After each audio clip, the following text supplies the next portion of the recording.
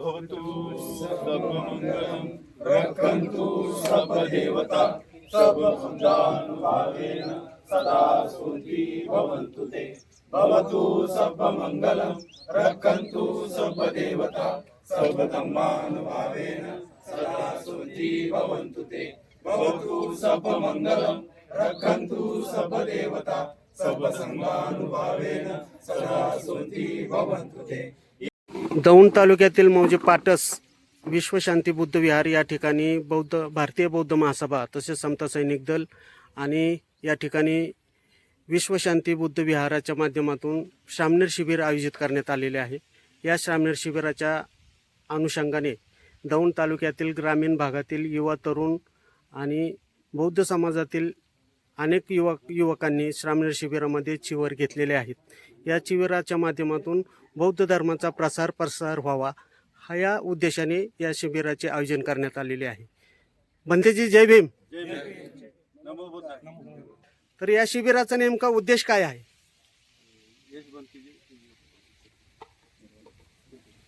जय भीम। मी बनते रोहन।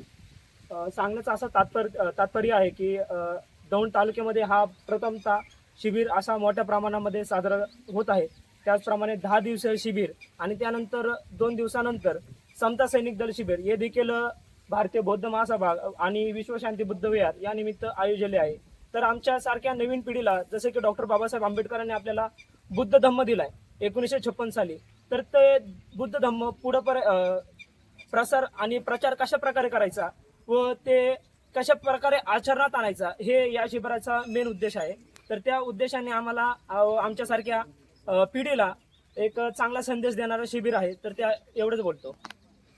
या शिबिरामध्ये चिवर घेतल्याच्या नंतर जी काही आपल्याला प्रेरणा मिळते, आपल्याला जो बाबासाहेबांनी 1956ला बौद्ध धम्माची दीक्षा दिली आणि त्या बौद्ध धम्माच्या दीक्षेनुसार पंचशिलाचं आचरण करायला लावलं आणि आज तुम्ही त्या पंचशिलाचं आचरण असेल किंवा अष्टांगिक मार्ग असतील या माध्यमातून तुम्ही धम्माच्या मार्गावर चालण्याचा प्रयत्न करत आहात।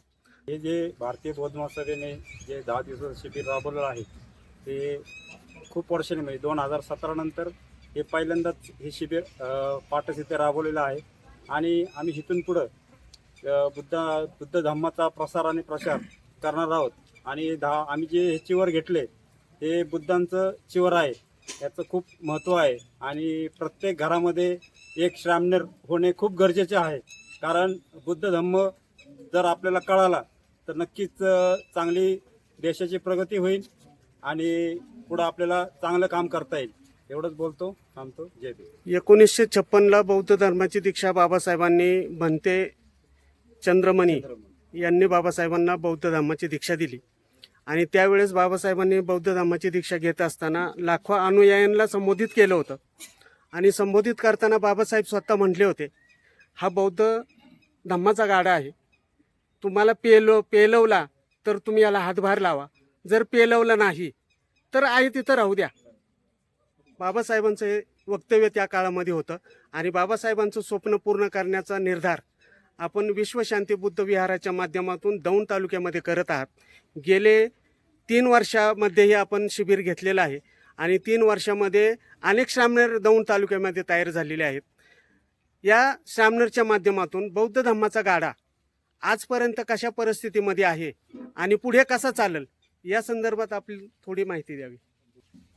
भारतीय बौद्ध महासभा दौंड शहर व तालुका यांच्या संयुक्त विद्यमाने एक संकल्प आम्ही या ठिकाणी केला होता की 22 तारीख ते 31 तारखेपर्यंत श्रामणेर शिबिराचं आयोजन करण्याचं एक ध्येय मनाशी बाळगून आमच्या दौंडच्या सर्व शहर कार्यकारिणीने ठरवलं होतं की दौंड शहरात आजूबाजूला जिथं कुठं अत्यंत व्यवस्थित चांगल्या प्रकारे बौद्ध विहार असतील त्या ठिकाणी श्रामणेर शिबिर घेण्याचं ठरवलेलं होतं।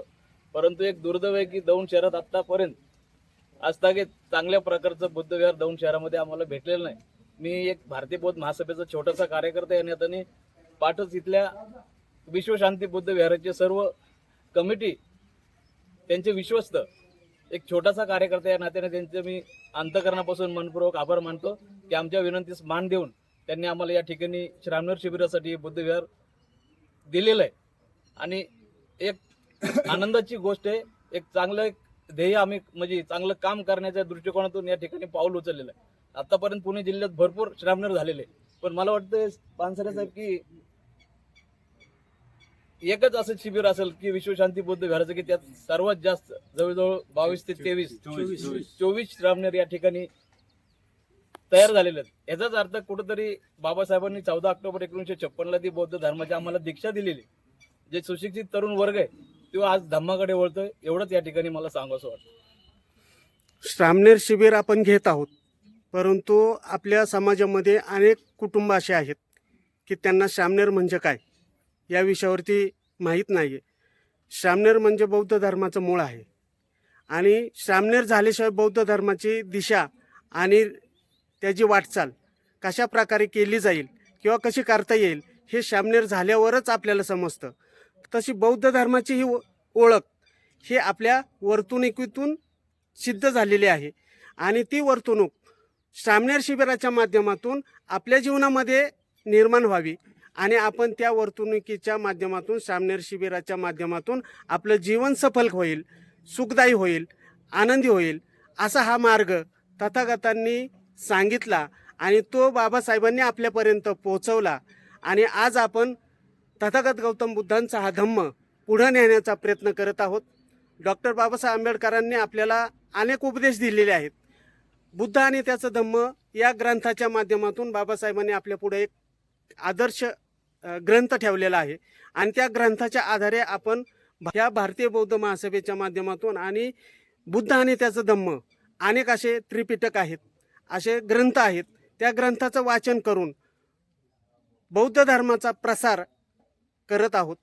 तर दौंड तालुक्यामध्ये उपासक तयार झालेले आहेत आणि काही समता सैनिक दलाचे जे सैनिक आहेत तेही तयार झालेले आहेत, भिक्खू तयार झालेले आहेत आणि आपल्याकडे बौद्धाचार्य सुद्धा तयार झालेले आहेत. तर या शिबिराचा नेमका कशा प्रकारे समाजाला फायदा होतोय आणि होणार आहे याबद्दल थोडक्यात सांगा.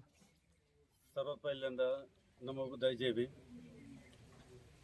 बाबासाहेबांनी 1956ला आपल्याला बौद्ध धर्माची दीक्षा दिली आणि बाबासाहेबांनी आपल्याला प्रत्येकाला सांगितलं की दरेकाला दीक्षा दिली पाहिजे. म्हणजे प्रत्येक माणसाने दुसऱ्या माणसाला बौद्ध धर्माची दीक्षा दिली पाहिजे.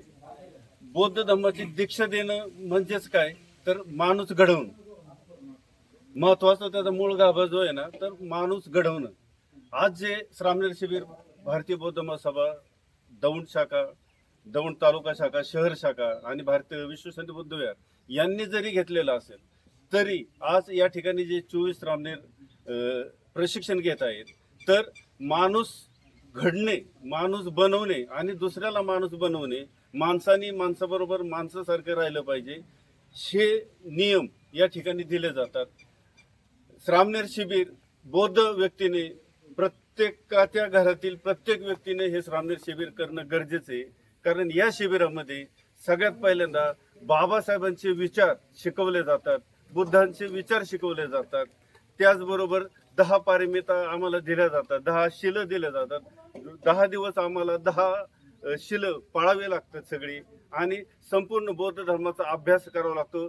जगामध्ये वावरताना दया, करुणा, क्षमा, शांती बुद्धांचे जे विचार आहेत ते अंगी रुजवावे लागतात आणि मानवतेला या जगाला दुःखमुक्तीचा मार्ग या श्रामनेरच्या माध्यमातून आपल्याला देता येतो. या जगामध्ये असंख्य लोक दुःखी आहेत, त्यांना दुःखमुक्ती करण्यासाठी एकमेव मार्ग म्हणजे तथागतांचा आर्य अष्टांगिक मार्ग आणि या ठिकाणी हा तथागतांचा आर्य अष्टांगिक मार्ग शिकवला जातो. आणि हेच श्रामनेर पुढं बाहेर जाऊन जनतेमध्ये गावोगावी जाऊन शहरामध्ये जाऊन हा आर्य अष्टांगिक मार्ग तथागतांचा पूर्ण दुनियाला सांगतील आणि या जगामध्ये सुख, शांतता आणि दुःखमय वातावरण निर्माण करतील अशी अपेक्षा व्यक्त करतो.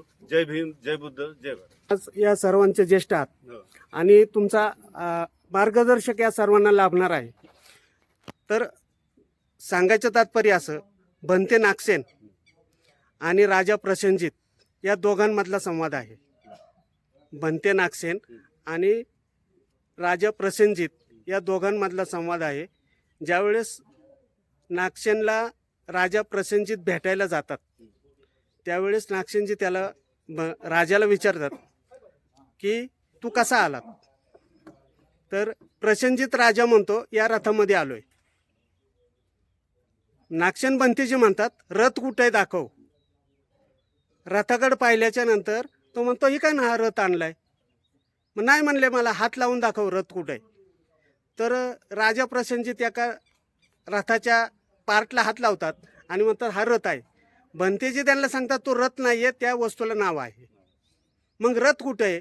हा रथ शोधून मला सांग. त्या रथाला प्रत्येक पार्टला नाव आहे आणि त्या प्रत्येक पार्ट जोडलेला एकत्र आला आहे त्याला रथ मानला जातो. असे त्या दोघांचा संवाद आहे. मिलिंद प्रश्न या नावाच्या पुस्तकामध्ये ही कथा आहे. आणि आज तुम्हाला संधी आहे वाचन करण्याची, अभ्यास करण्याची. तर या श्रामणेर शिबिराच्या माध्यमातून असे विविध पुस्तकांचं वाचन व्हावं आणि बौद्ध धर्माची काय सखोल माहिती आहे, त्रिपिटक असेल, मिलिंद प्रश्न असतील, असे अनेक पुस्तकं आपल्याकडे उपलब्ध आहेत. याच्यामधून आपण सर्वांनी याचा अभ्यास करावा आणि आपल्या जीवनाचा उद्धार करावा. तर याच्यामध्ये आज श्रामणेर शिबिर घेत असताना या भंतेजींना कशा प्रकारे तुम्ही मार्गदर्शन करणार आहात? नक्कीच खूप चांगला प्रश्न आहे. या ठिकाणी आमचं रोजचं जर 10 दिवसाचं शेड्यूल तुम्हाला सांगितलं तर सकाळी आम्ही 5 वाजता उठतो. एक 5:30 पावणे 6 पर्यंत आमचं सगळं आंघोळ वगैरे झालेली असते. त्यानंतर आम्ही ध्यानधारणा घेत असतो. 1 तास कंप्लीट ध्यानधारणा घेतो. 1 तासानंतर सूत्रपठण घेतो. सूत्रपठणामध्ये नुसत्या गाथाच नाही तर त्या गाथेचा अर्थही या ठिकाणी सांगितला जातो आणि त्या गाथेचा अर्थ आपल्या जीवनाशी निगडीत आहे, प्रत्येकाच्या निगडीत आहे. अशा प्रकारच्या गाथा शिकवल्या जातात. त्यानंतर आमचा चहा नाश्ता होतो. चहा नाश्ता झाल्यावर आमच्याकडे केंद्रीय शिक्षक येतात आणि केंद्रीय शिक्षक जे त्यांना विषय दिलेले असतात, साधारण बाबासाहेब आंबेडकर भाग 1, बाबासाहेब आंबेडकर भाग 2, तर अशा प्रकारचे शिक्षक असतात. तथागत गौतम बुद्ध भाग 1, भाग 2, त्याच्यानंतर आर्य अष्टांगिक मार्ग, 10 पारमिता, या प्रकारचे अनेक विषय असतात आणि ते विषय आम्हाला शिकवले जातात. आणि ते इतके सुंदर पद्धतीने शिक्षक सांगतात की ते आम्हाला म्हणजे लिहून घ्यायचीच होतं गरज. ॲक्च्युली आम्ही लिहितो पण लिहून घ्यायचीच होतं गरज पडत नाही. ते एकदम ते आमच्या हृदयात आणि डोक्यामध्ये फिट बसतात. आणि नक्कीच हा जनकल्याणाचा मार्ग आहे. याच्यातून जनतेचं कल्याण होणार आहे. हा इतका चांगला मार्ग आहे, तथागतांचा मार्ग आहे, बाबासाहेबांनी आपल्याला दिलेला मार्ग आहे. नक्कीच आम्ही श्रामणेर याचा अजून सखोल अभ्यास करू आणि आम्ही त्यासाठी विश्वशांती बुद्ध विहारात एक ग्रंथालय सुद्धा ओपन केलेलं आहे. ज्यांना जी पुस्तकं हवी असतील त्यांनी विश्वशांती विहारातून घेऊन जाऊ. बुद्ध अँड हिज धम्मा असेल, त्रिपिटक असेल, बाबासाहेबांचे जे खंड आहेत ते सर्व खंड त्यांनी स्वतः लिहिलेले ते आपल्याकडे उपलब्ध आहेत. अनेक जापानची काही पुस्तकं बुद्धिझमवर उपलब्ध आहेत. तर अनेक पुस्तक येत असल्यामुळं या ठिकाणावरनं ज्याला पुस्तक हवी त्यांनी आपलं नाव नोंद करावे आणि इथून पुस्तक घेऊन जावे आणि नुसते न्यावीच नाही तर परत आणावीत आणि दुसऱ्यालाही सांगावीत. कारण बऱ्याच वेळा आम्हाला अनुभव येतो की ते गायब होतात पुस्तकं. तर हा जनकल्याणाचा मार्ग आहे, दुःखमुक्तीचा मार्ग आहे. आणि आपण जर दुःखातून मुक्त होत असेल तर आपल्याला करुणा पाहिजे आपल्यामध्ये की आपला मित्रही, आपले शेजारीही, आपले दुश्मनही हे सगळे ह्या दुःखातून मुक्त हो आणि या जगामध्ये मैत्रीचं राज्य, मैत्रीचं राज्य यावं, सगळ्यांचं मंगल हो, सगळ्यांचं कल्याण हो, सब सुखी हो, अशी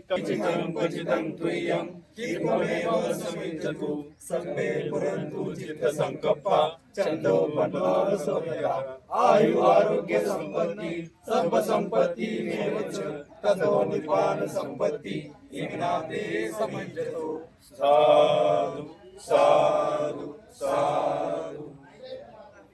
जय भीम. जय भीम. जय नमो बुद्धाय.